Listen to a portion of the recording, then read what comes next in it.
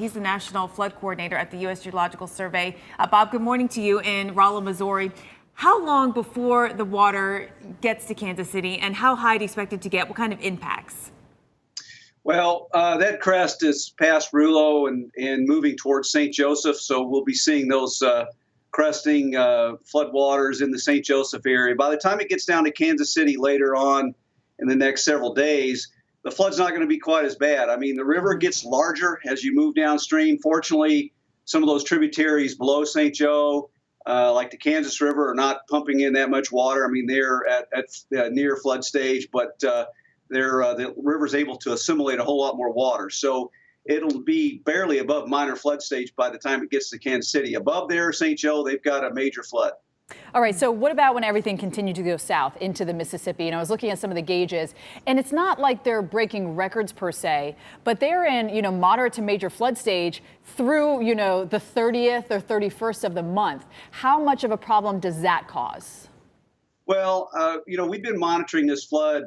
We run the stream gauges all across the country, so we support the Weather Service and the Army Corps of Engineers and TVA and other agencies with their flood fights. So we've been watching this flood for quite a while, several weeks now on the lower Mississippi River. So as we get into that, this flood water moves on down.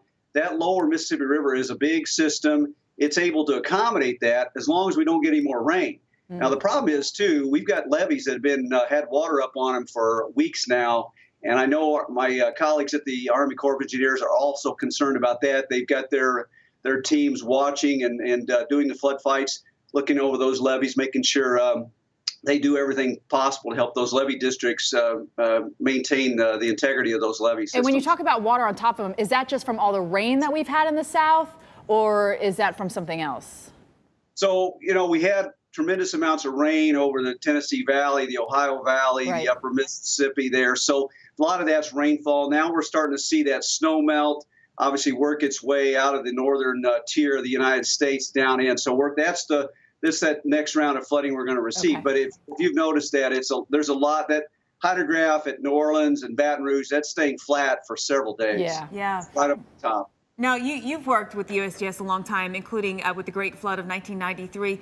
Can we compare the two events? How are they different? Is there anything that you learned during 93? Because it's, 93 was months in the making. It feels like we had a wet winter, a snowy winter across the Northern Plains. This feels like months in the making.